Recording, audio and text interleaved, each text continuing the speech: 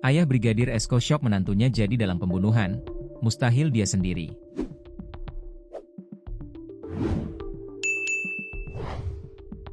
Betapa syoknya ayah Brigadir Esko Vskareli, Samsul Herawadi saat mengetahui menantunya menjadi dalang pembunuhan. Padahal selama ini rumah tangga Brigadir Esko dan Bribtu Rizka diketahui harmonis dan akur-akur saja.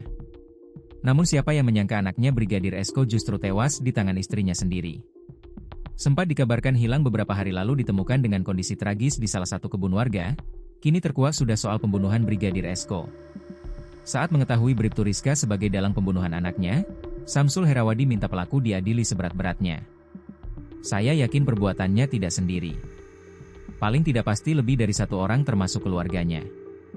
Saya yakin ada pihak luar.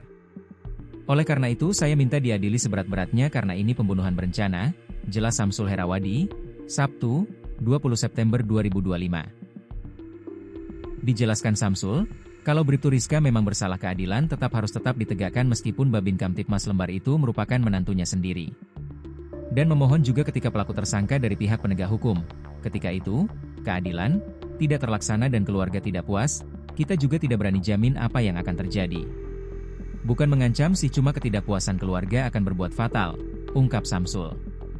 Samsul Herawadi menjelaskan, dengan keterlibatan istrinya memunculkan dugaan bahwa pembunuhan dilakukan berencana. Tidak mungkin dia sendiri. Mustahil dia sendiri. Paling tidak terlepas dari keluarganya dalam hal ini, adik, misan dan sebagainya. Dan saya yakin ada pihak luar yang terlibat dalam hal ini, terang Samsul. Pihaknya mengharapkan supaya kepolisian melakukan pengembangan terhadap orang-orang yang terlibat dengan adanya aksi pembunuhan. Sementara itu, kuasa hukum keluarga Brigadir Esko, Muhanan menerangkan, pihaknya mengapresiasi kinerja Polres Lombok Barat dan Polda NTB. Namun ada PR lain yang harus dilakukan.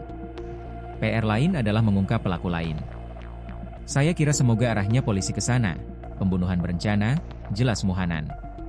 Muhanan menyebutkan, dalam tindak pidana motif sebenarnya dikesampingkan, namun perbuatannya yang harus diperjelas.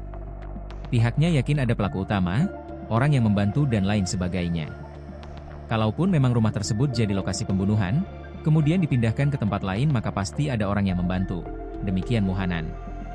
Terpisah, kuasa hukum Bribtu Rizka, Rosi, menyampaikan keberatannya terhadap proses hukum yang berlangsung.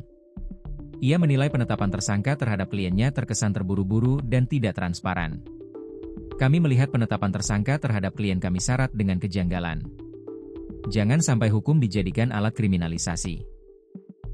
Saya dan tim kuasa hukum mendesak agar proses ini dijalankan secara objektif, transparan, dan berkeadilan, tegas Rosi, Sabtu, 20 September 2025.